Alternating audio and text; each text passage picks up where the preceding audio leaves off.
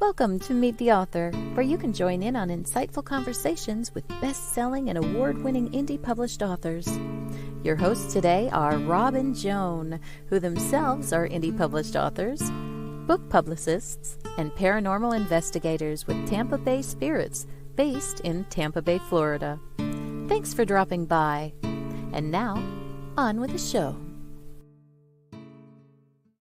Hi, I'm Rob. And I'm Joan. We're so glad that you decided to join us tonight, whether you're watching us live tonight, Wednesday, Eastern Time at 7, or if you're listening to a podcast later on, or even if you are watching live again on our website or listening. We're really glad that you decided to join the audience. We're just flat out glad you're here.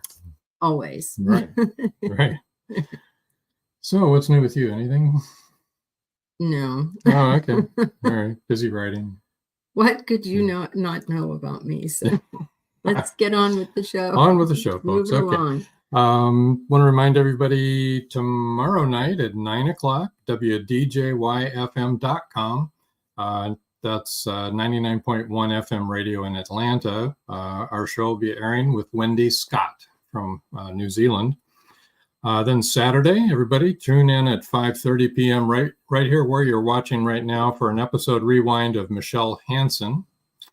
And then next Wednesday at 7 o'clock right here on Meet the Author, we're going to have Laura Vasica, and I think it's Vasica. Time travel. She has a time travel series. It's based in Scotland, I believe. And she's also a poet, musician, and a writer.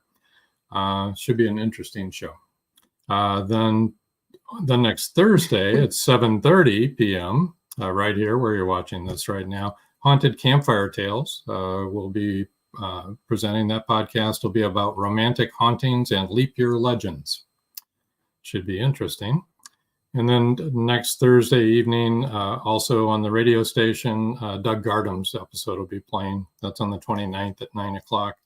That's WDJY.com, WDJYFM.com. Mm-hmm. All right. So we already have two comments, and George Desmukes is very funny. He says, "Here come the judge, here come the judge, and here come George, Nadine, and our two four-legged children to watch." Welcome, George. Welcome, George. Marjorie Deering, another Wednesday. Hello again. Hello, It Marjorie. is another Wednesday, that's for sure. Joe Conjo. Hi, Hi, Joe. Rob and Joan. Hi, Joe. We're glad that you're here. You guys, I have to read this. Oh, wait. Excuse me. Paul Hollis says, Hey, Paul. Hi, everyone. Hi, Paul. Thanks for tuning in. Before you talk about Steve, Okay. because we'll bring him in right after, I Yes. wanted to let everybody see what came in the mail today from Peter Crowley. He sent us That Night and Other Stories to enjoy. He was on a couple of weeks ago. Yeah. And also You remember him. his book of poetry called Empire's End. And we're looking forward to reading those. And thank you very much, Peter, for sending those in to us. Okay. Now I'm going to read. All right. Okay. Stephen McGuire. I'm just going to give you the highlights of his career because his resume is so impressive. All right. He retired in 2008 as the chief judge of the Federal Trade Commission. Okay. He was an attorney and federal judge in Washington, D.C. for 30 years. He received the FTC Distinguished Service Award and was honored by President George W. Bush for his service to the nation's judiciary. He has 2 certifications from Harvard, one from John F. Kennedy School of Government and the other from Harvard Law School. That is not easy, people. And also, he's traveled to over 65 foreign countries, including 10 communist countries. He had a memorable trip to Cuba, where his letter about the culture and lifestyle of Havana were published by Cigar Aficionado magazine. He's been to Africa, India, Vietnam, and Japan. In July 2019, he and his wife, Doris, taught English to high school students in the Fujian, and I probably butchered that, province of China. That's pretty cool. That's amazing. Way cool. Anyway, let's, Chris without Chrisman further ado. says, hi, everyone. I'm late. Hi, Chris. That's okay. You're not penalized for being late. But now we're going to introduce Steve McGuire. Come on in, Steve. Hi, Steve. Yeah, hi, guys. How you doing tonight? Good. Good. Welcome. Welcome. And let me also say hi to George. George is always funny. He's a retired Hollywood script writer. He worked with the Duke, John Wayne. He was his personal assistant for 8 years, I think. When he knows his way around Hollywood, and he's funny. Oh, and he's now an author. Actually, yeah, and a good friend, and a really Indeed. good friend. So, Steve, why don't you tell us about the kind of books you write and why you decided to write them? Well, I didn't so much decide, to write. I have known since I was probably 13 years old that I had the ability, to write. I had a freshman high school English teacher who I credit for giving me a really outstanding foundation in English grammar. And I think that contributed a great deal. And I think one other little thing, when I was a kid, I had a bit of a stammer, so I couldn't always say what I wanted to say. But I found when I put a pen to paper, I could say anything. And I knew early on that I had the gift to write. So it served me quite well throughout my educational career and then my legal career. And I think before I retired, I got the idea of writing novels that pertain to to that thing that I had the most experience in, and that was politics in Washington, D.C. So all 3 of my books are political thrillers that take place in Washington. And the sub-story of all 3 of them is how power is exercised behind closed doors in Washington. So for your viewers and audience that might have watched the TV show House of Cards with Kevin Spacey, you know that they portray Washington politics in a very jaded fashion, and that's pretty much how I portray it. My books are very nonpartisan. We just talk about politics and politicians. So the same rules apply to all of them.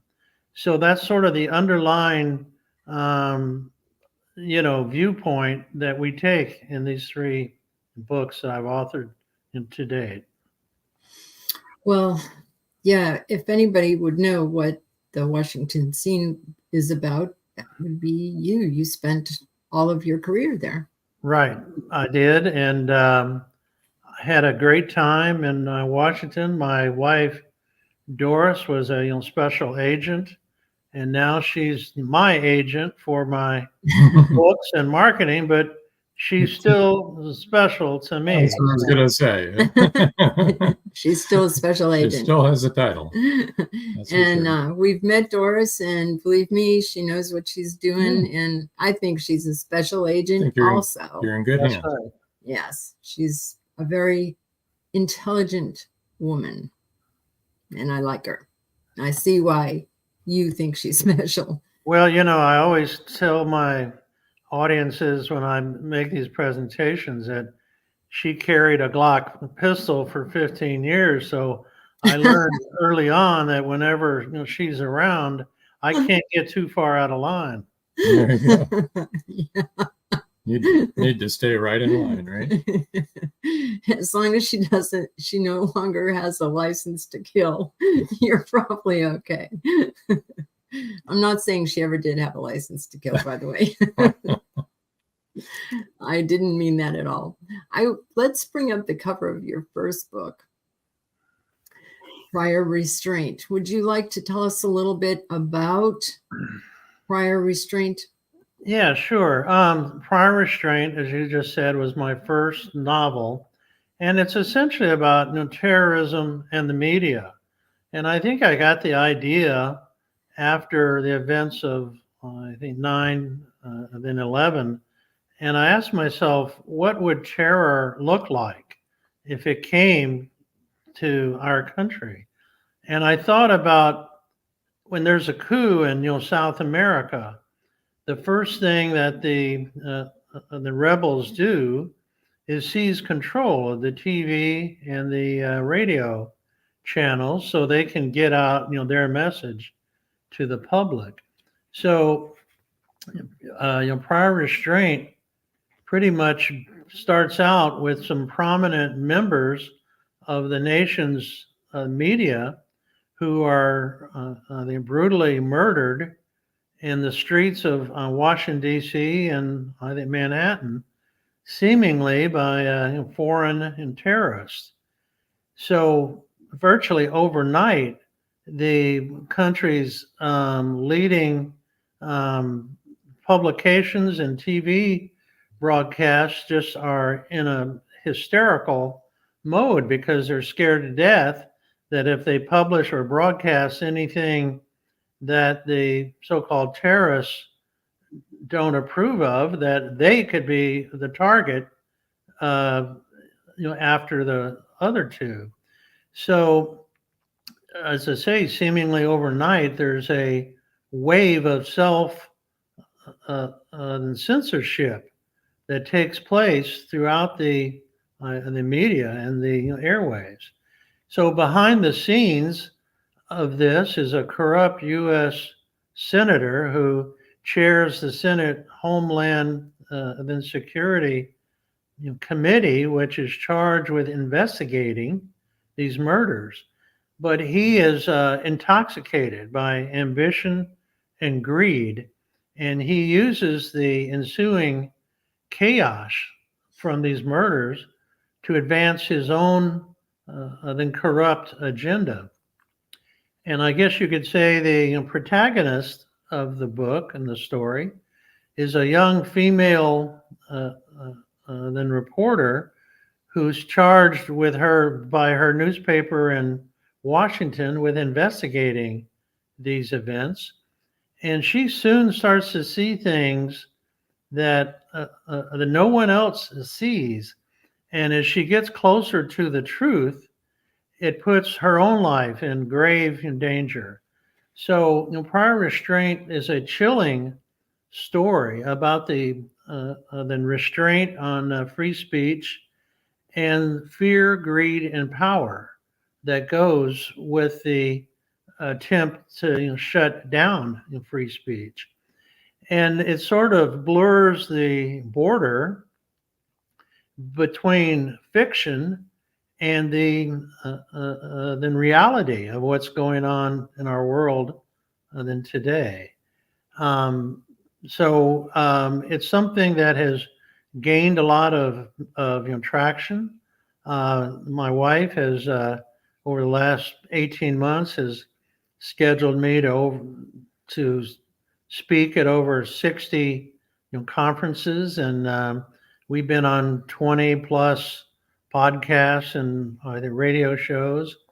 So people soon, when I'm done talking about the books, the conversation oftentimes soon turns to the events that are going on today in Washington. But as I said to you off the air previously, all three of my books, the sub-story is about how power is exercised in Washington and the greed that goes with that power. George Desmukes had a comment. He said, is there any such thing as a politician in Washington who isn't corrupt? Well, I don't want to make any blanket statements, but, just to get to Washington requires a certain degree of compromise. So I always get a chuckle when I hear first-time candidates for Congress speak at a rally of their supporters, and they'll say something like, it's when I get to Washington, I'm going to tell the speaker that the people of South Florida aren't going to put up with, more taxation or any issue you want to insert. And nothing could be further from the truth. As a first-time congressman, you don't even have the right to speak on the floor of the House without the speaker's approval. So in order to gain that, you've got to play ball, not only with the party itself, but you've got to be active in fundraising for the party. So you're already compromised before you ever open, your mouth. So the whole nature of politics, I'm not going to call it totally corrupt, but it's a compromising profession.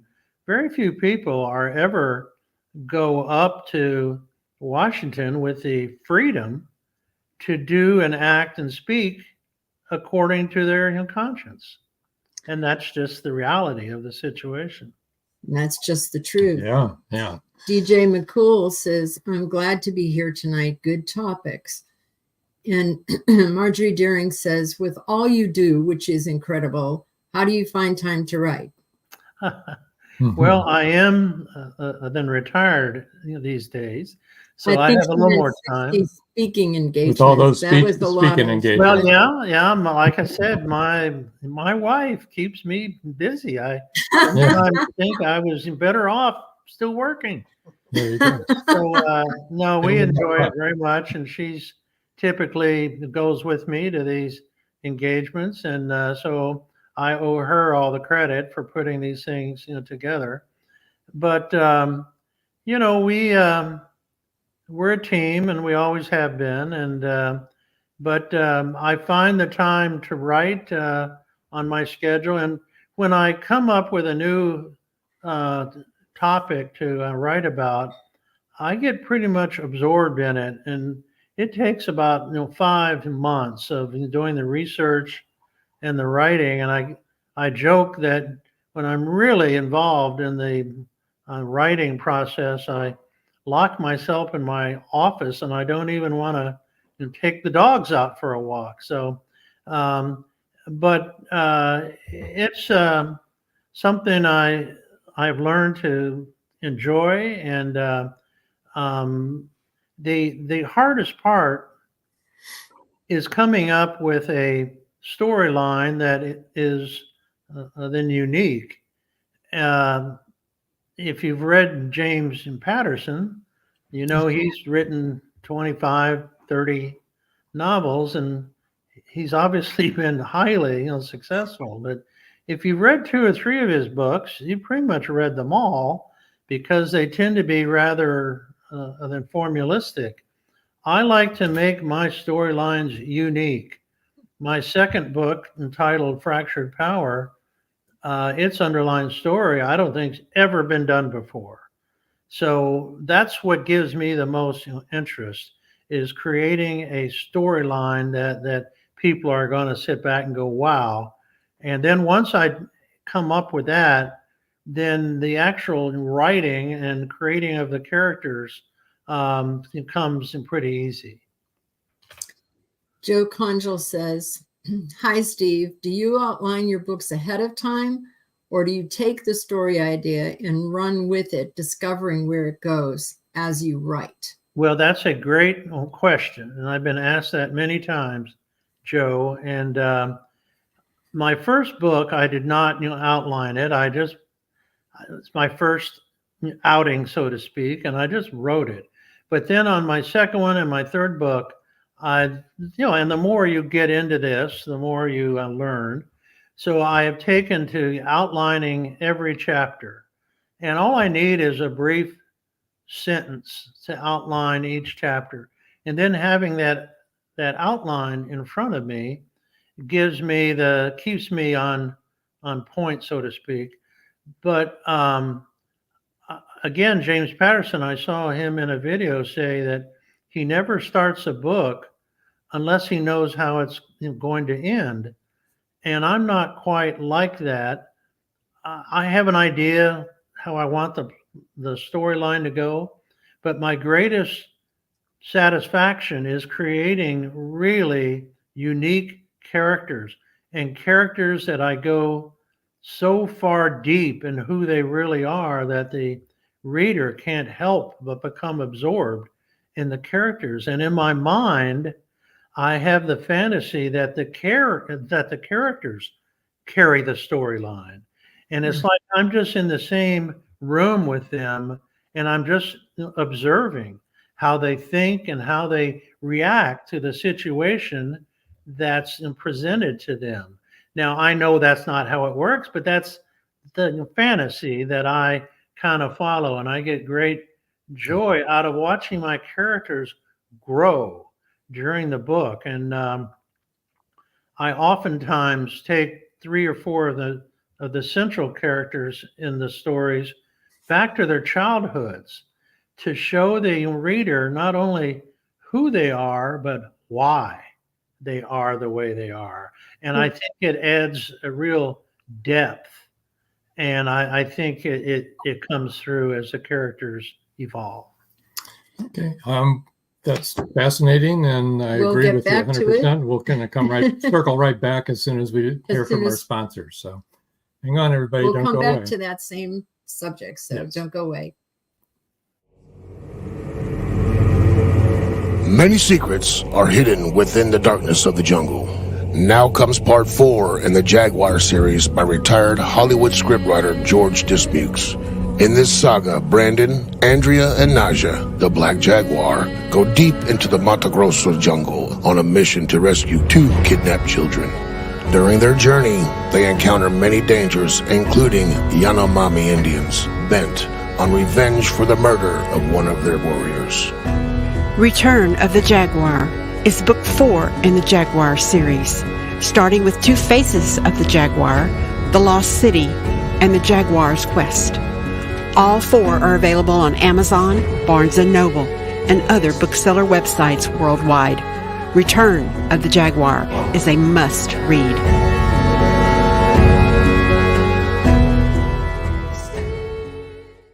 It's 1919, and Eric Laska returns from the war in Europe.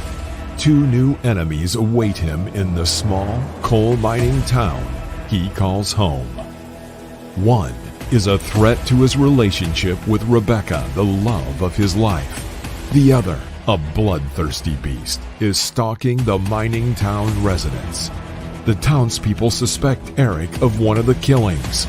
An old man and Rebecca's 11-year-old sister have seen the beast, but only Eric believes their story. To protect the town and clear his name, he's forced to prove the werewolf exists. Available on Amazon. The Horror Within by Marjorie Swift Doring. The clock is ticking. Can Gracie uncover the truth? Philip Pliant is the wealthy opportunist plastics dealer and CEO of Pliant Industries. He's also a master thief, creating a pervasive threat to the manufacturing infrastructure in the Caribbean islands markets. With the cartel as his stealth client, the naive city leaders have been seduced, enabling the production of more than 3-dimensional building materials. The expected profits are monstrous. Is the art group, now led by Gracie and the family heirs, strong enough to win against this predator? Can JJ's cats act on the root cause analysis in time? Will Gracie be able to squash Pliant and the cartels? Gracie never considered their lives would hang in the balance. The clock is ticking. 5, 4, 3.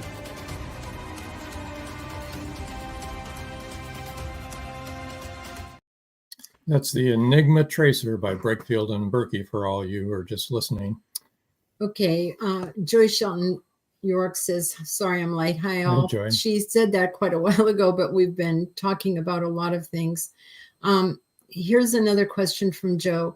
So do you believe the characters drive your story versus the plot driving your story? As I said, that's how I think of it.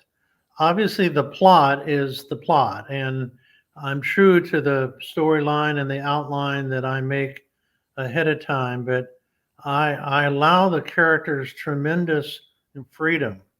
And as I say, I like to think that the character, I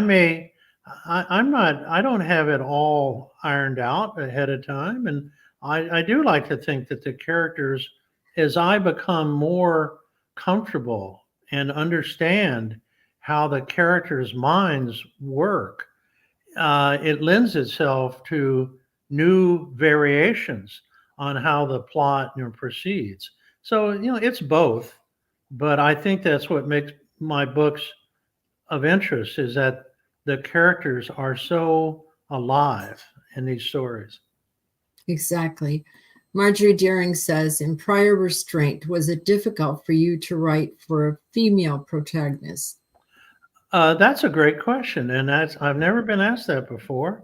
But no, I've been around a lot of strong, independent women in my life, including my wife, and so it wasn't hard to make Jesse, then McCabe, which was the character's name, a strong, intelligent, then dynamic individual.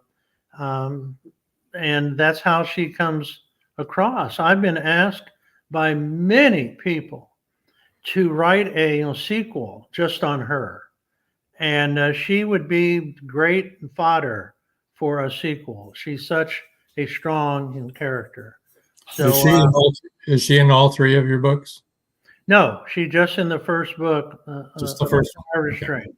Okay. And so, yeah, I mean, again, I take great pride in my characters, and I took great pride in who she became. She was brave. She saw things no one else could see, and she was a great character. Chris Chrisman said all good characters grow through the story, the book. Yep. And that's true. They do. Why don't we go to his website? And because I can see we're going to be talking a lot about, some really deep things here tonight. So before we forget, I want everybody to know what Stephen's website is. His website is StephenMcGuireAuthor.com. And for those of you who are listening on the podcast, it is StephenMcGuire author.com. Okay, and you can reach Stephen there, and you can actually find his email on there, and you can write to him and ask him questions and all that kind of thing. And I have a question, and actually we didn't even talk about this in the pre-show, but as you're speaking about your different books, I'm wondering, do you have a book ready to come out? Or are you working on something now? What? Well, we just published my third book, which is entitled Secret and Deceit, in October, I think it was. So I'm in sort of a period of time where I've been doing a lot of speaking lately, and I haven't gotten geared up yet or in the mode to start my next one. I probably will pretty soon. And I haven't yet decided definitively what my fourth book's going to be about. I've got a couple of ideas that I'm still toying with. And as I said earlier, coming up with that unique storyline is the hardest part of the whole process. So it'll occur, and hopefully in the next couple months we'll get set to go on number 4. Well, let us know, and we'll let people know what we're doing. Or you can go to his website, and I'm sure you'll be able to find it there. He'll keep you informed. Now, you did bring this up a little bit, fractured power. You want to tell us a little bit about that book? Well, fractured power is basically a dark and haunting psychological thriller about the young man named Aiden Fletcher, who's quite brilliant, but also quite disturbed. And he comes from humble origins, but uses his extraordinary ambition and then devious ingenuity to reach the pinnacle of power in Washington, D.C. And it begins as he becomes a prosecuting attorney in Knoxville, Tennessee, and his office investigates the murders of several young females.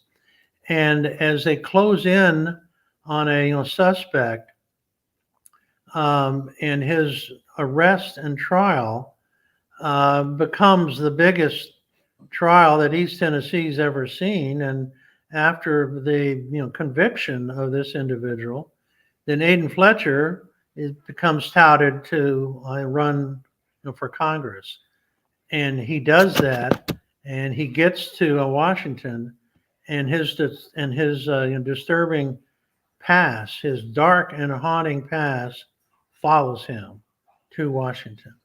So Fractured Power, again, is a chilling tale about the depths of the human psyche and the race to apprehend a serial killer whose callous disregard for all but himself creates a disturbing puzzle for both law enforcement and his victims alike. And as I said earlier, the storyline behind Fractured Power is unique. No one's ever done a story like this before. And the way I ended that is certainly open for a potential sequel as well. Oh, good. I mean, I'm sure that your readers will be happy to know that. Joe Conchel has another question. How do you market your books? Do you handle that yourself, or do you have others that help on that? Well, this is where Doris, and my wife, is chiefly responsible. She's done a magnificent job in marketing.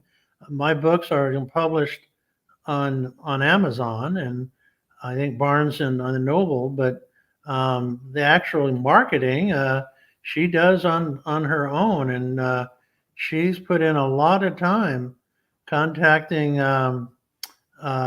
venues for me to speak, to get on radio shows. I was just on an international radio show about 2 weeks ago, emanating from Spain, and I've been on all over the country. And credit goes to her, and she uses. She's pretty tenacious on this, as she is on most things, and so. It just takes manpower. It takes, she explores the prospects, and maybe she'll send out 20 emails or make 20 phone calls to get 2 connections. But she's done an incredible job, and we're next trying to market these books out in Hollywood, because they all 3 would make tremendous movies. So that's where we're sort of focused. I mean, but we do this for fun. This is not a profit-making enterprise, as most authors know. And so the joy of it all has come from being on shows such as yours, where we've met quite a few interesting people. One of the individuals I met here in Naples, Florida, we become very close, friends. And so it's just getting out and about and having people ask some questions about your books that I find stimulating. Marjorie Deering has a comment to make. She said, "Could you please clone your wife and arrange to rent her out?" Well, she wouldn't come cheap. I mean, depends on what you're talking about. But That's part of the marketing, right? yeah, that's right. Doris is one of a kind, I will say. And, I'm not sure she could be cloned. If she could, and if they made several thousand of her, look out, world. But she does a great job, and we're a good team. I think that's what Marjorie meant, that she's doing so much, all the calling and everything. Right, right. Marjorie is an author, and she knows how difficult it is to market. That marketing is a full-time job. I think it's something that most authors don't realize when they write their first book. Well, you know what I always say about especially first-time authors, they have this fantasy. They're very prideful in their work, as they should be, but their fantasy is that if they can just get it published by somebody, by anybody, it's going to be on the New York Times bestseller list. It's going to be made into a major film, and they're going to get wealthy and retire down in Southwest Florida. And nothing could be further from the truth. One of the big publishing agencies did a survey not too long ago, and they concluded that 70% of published books do not turn a profit. So it's not about the money. I think most authors are like me. They get into it for the joy of writing, and some hit a home run and do very well. But like I say, I'm perfectly content getting out and just meeting people, and it gives me something that I enjoy doing while I'm retired. So, but I would say to any author, go out and go for it. Be yourself, and write what you want to write about, and don't hold back. Yeah, absolutely. But we do all have to market, because besides enjoying writing it, we want people to read the stories that we've written. That's part of the fun, right? Well, that's the goal. And and I always enjoy when I speak before book clubs that have read one of my books. I'm always interested in the feedback. I always want to hear about what did they think about so-and-so, the character. What did they think about some of the twists and turns that I put in the storylines? And so that feedback is very satisfying and very informative. So that's where I get the most satisfaction, I guess, is talking to people that have actually read in my books. Yeah, that is really great. Well, that makes it worthwhile. You enjoyed writing it. You want people to enjoy reading it. Right. Letting you know that they were on that same trip with you. That's right. That's right. Mm-hmm. That's right. And I think the biggest compliment, I was at a book club event just about a week ago, and the biggest compliment says, "Oh, you've got to write a sequel. I love this character. You've got to write another sequel." So, I mean, that's quite a compliment. So yeah, that is. That's because they love that character as much as you did as you were writing that character. That's why we were talking about this earlier. That's why that's important to have your characters be driving the story because Right. they're real to you. They'll Right. be real to the reader. And when the characters are driving the story, you could pick up in a whole new book in chapter 1 right where you left off.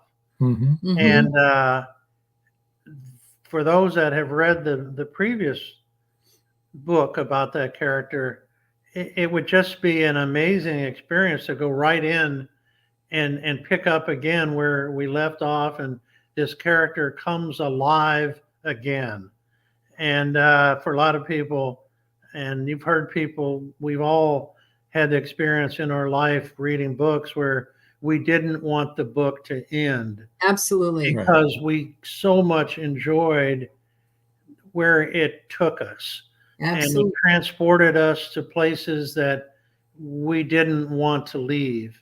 And matter of fact, I always say that the greatest compliment you can pay any writer is that they take you from the comfort of your lazy boy, wherever you're reading, to the scene of where the action is occurring.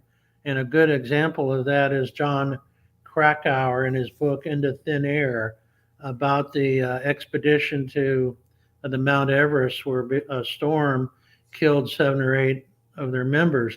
And he was on that expedition, and he put you on the side of that mountain, and your cheeks were freezing when the storm. And so I think that's the best thing you can ever say, is that they were able to take your mind to wherever the scene takes place, and you feel like you're part of it.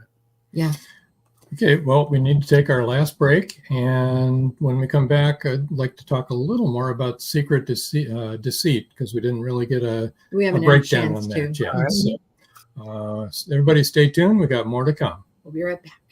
It's every parent's worst nightmare. Police officer Madison Jackson awakes to discover her baby kidnapped from her crib.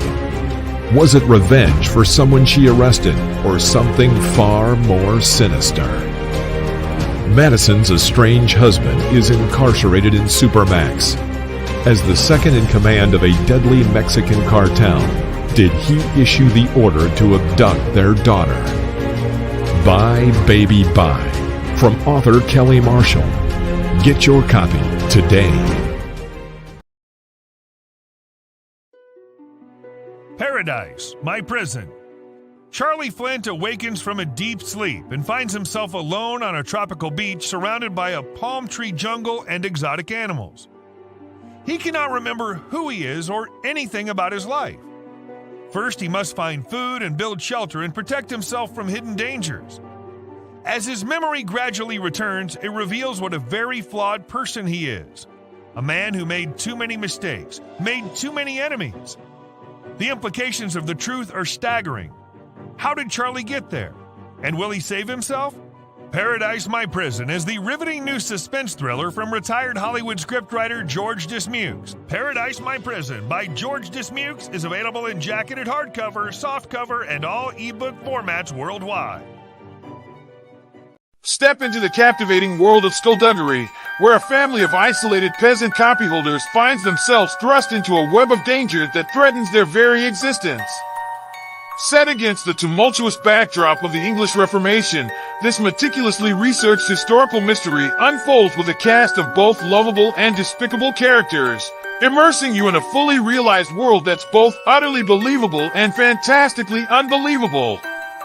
Author Paul Rushworth Brown weaves a spellbinding narrative that transports you to Yorkshire, England, in the 16th and 17th centuries, offering an authentic and gritty portrayal of peasant life.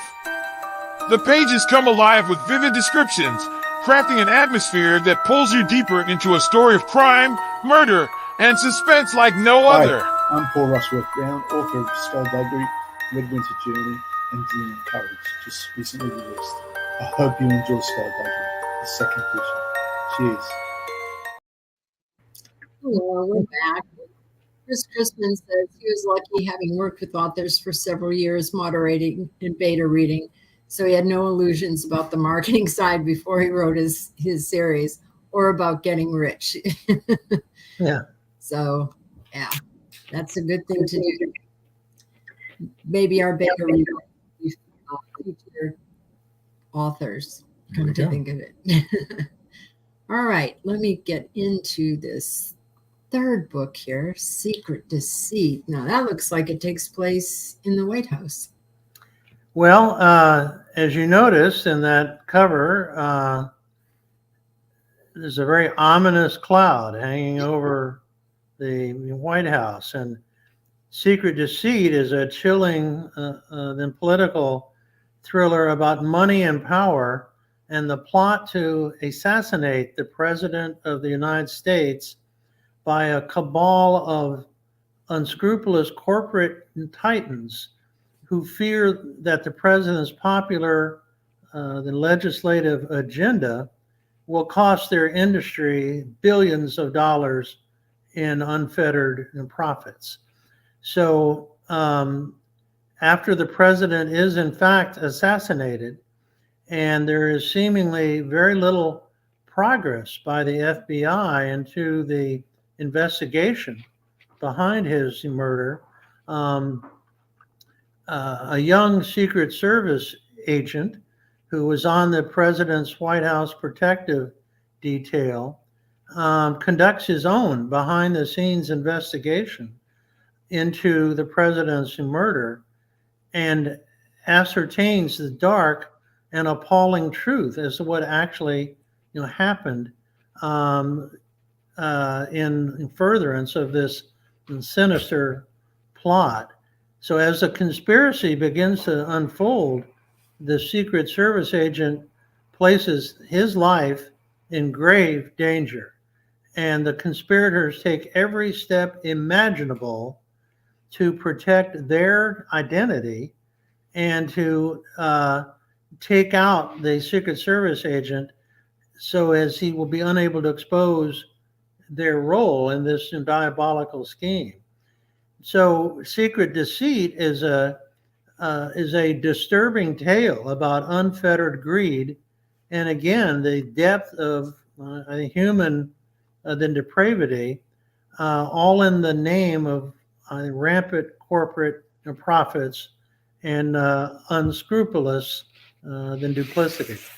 So I was just at a breakfast meeting today, and one of the gentlemen who attends has read all three of my books, and he says he likes Secret Deceit the best because it's so topical regarding the corporate influence and the power in the Washington structure. So I was just going to say, all three of your books run so close to the truth, about what is actually going on, that it's, it could almost be nonfiction. It isn't, it's fiction, but.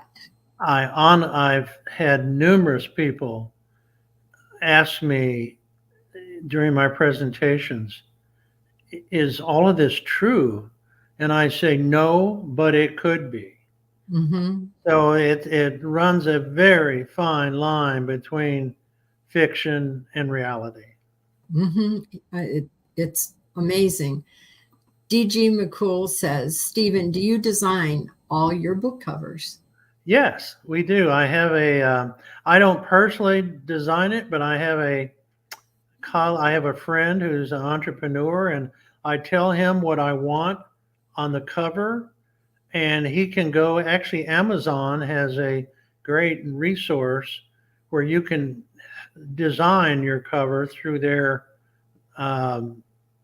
various photographic and artistic displays.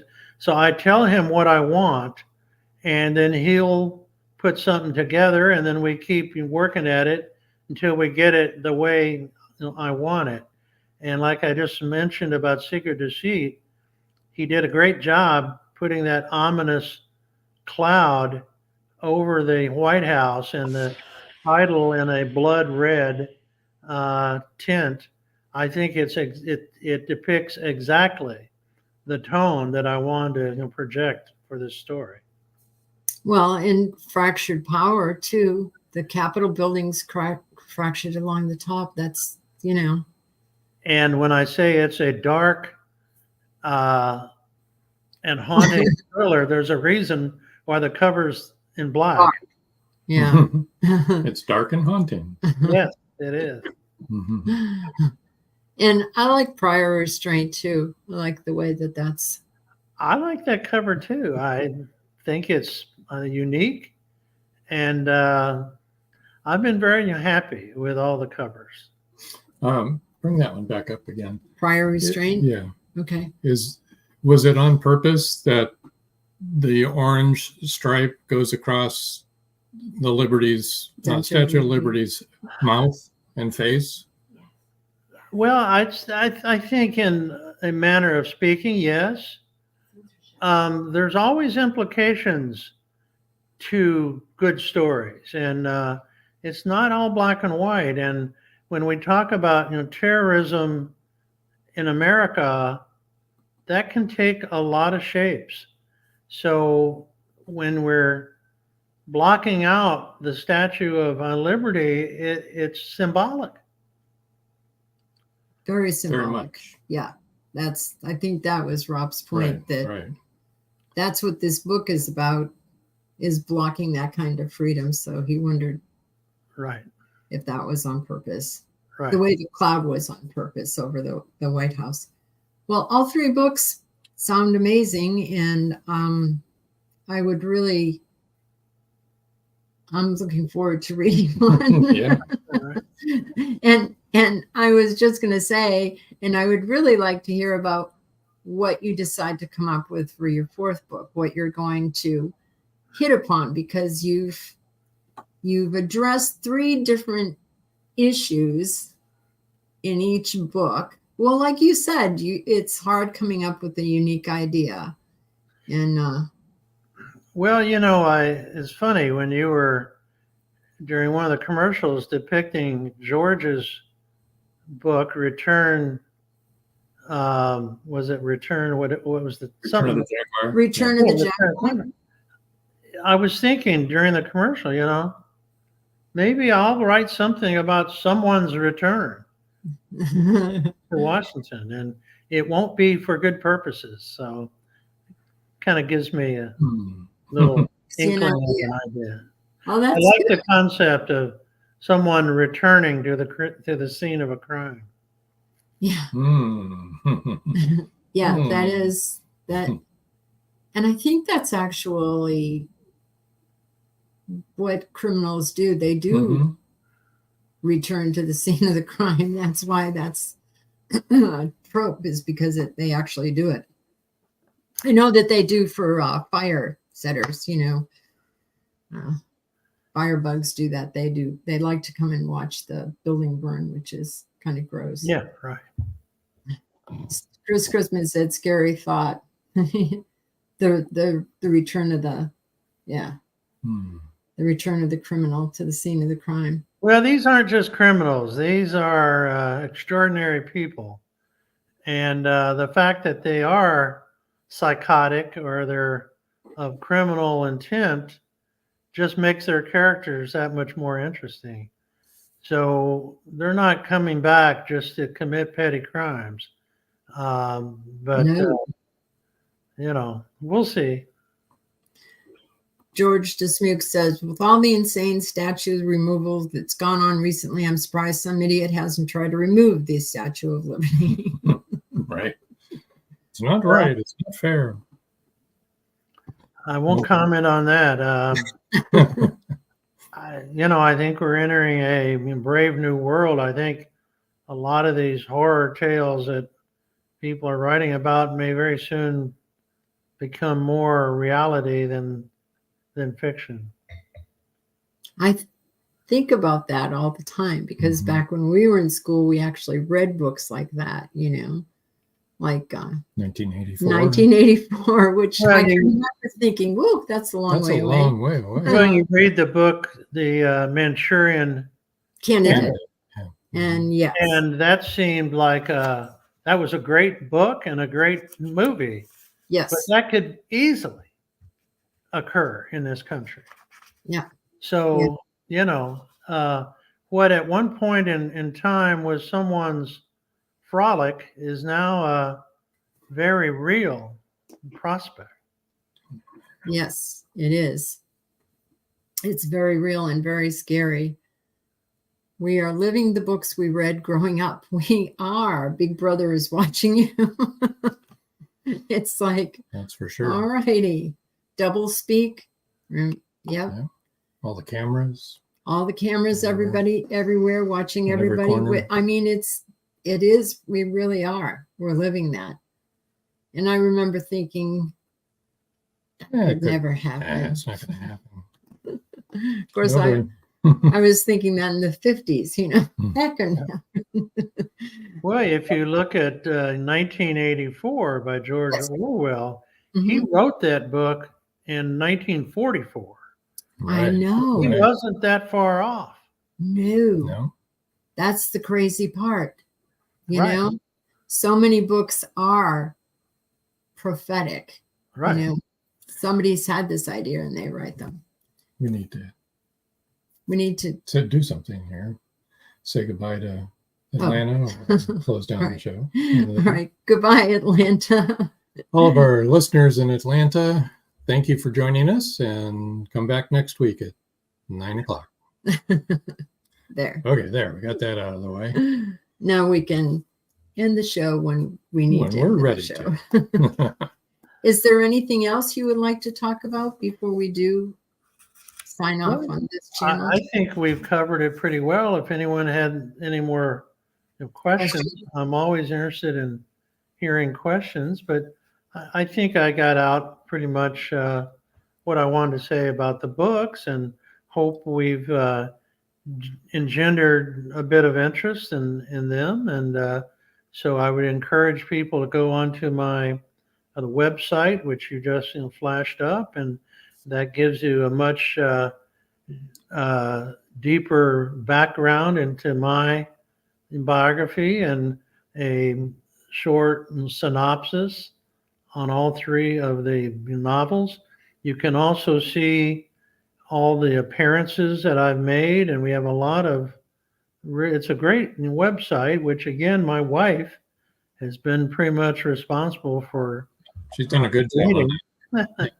So go on my website, and you can always ask a question or send me an email there, and we try to get back to everyone in a timely fashion. I've got a question for you. Wait a minute, 1 second. I just want to say, for those who are listening who aren't watching, again, his website is StephenMcGuireAuthor.com, and that's Stephen with a PH, right, not a V. My question for you is, do you miss being in Washington, D.C. and in the middle of all that? Do you miss it at all? What I miss is the intellectual discourse of other professional individuals. When I was at the FTC, we presided over huge antitrust cases, and I was fortunate to preside over the largest antitrust case in FTC history. We had 74 attorneys involved in that case. Holy cow. The three leading attorneys for the government by happenstance had all graduated from Harvard Law School, and the three leading attorneys for the respondent had all graduated from Yale. So that's too much. Over the course of a 5-month hearing, you can imagine the competitiveness that they had between themselves. But it was just the pinnacle of the legal profession, and I do miss that. And my wife and I had a wonderful 30-plus years in Washington. We kept a boat on the Chesapeake Bay. We had a lake house near Charlottesville in Virginia. And we just did everything you could have done in the Washington area. But I don't miss being in Washington. I understand that. George DeSmuke says, great show, one of the best in a long time. Go get them, Stephen. Thank you, George. And then good luck to you. And Joyce Shelton York says, very relevant and timely subjects in your books. Thank you. And And Paula says, great show, Joan, Rob, and Steve. And Paul Rushworth Brown says, hello from Sydney, Australia. Better late than never. Hi, Paul. Well, I guess he's a few hours it's morning. ahead of us. I don't know. Or behind. I don't know. He's time traveling. It's time morning now. Yes, he is. We have viewers that often comment and ask questions from Australia. Marjorie Deering says, thanks for another great podcast. Great stuff. Are we going somewhere? Chris Griffin says, thanks for another great show. Well, we just said we were. Oh, I guess we did. So we're saying good night. There you go. And they're thanking you for a great show, yes. Stephen. It was really good. Yeah. Thank you so much for joining us. Mm-hmm. Well, thanks for having me on. I enjoyed it as well. Very good. I'm going to move you over to the side now. So hold on. There you go. Okay. Hope that didn't hurt. And just want to remind everybody to tune in to WDJYFM.com, or if you're in Atlanta, 99.1 FM in Atlanta tomorrow night at 9 o'clock. Episode Rewind, 5:30 Saturday. And then next week, join us again right here at 7 o'clock Eastern Time for a visit with author Laura Vosica. And Joyce Shelton, New York, said, have a great evening all. Very interesting show. It was very interesting. It was, and it was fun too. It was fun. Maybe learn things about Washington we didn't want to know. There you go. All right. Well, I guess until next time. That's all, folks. Good night.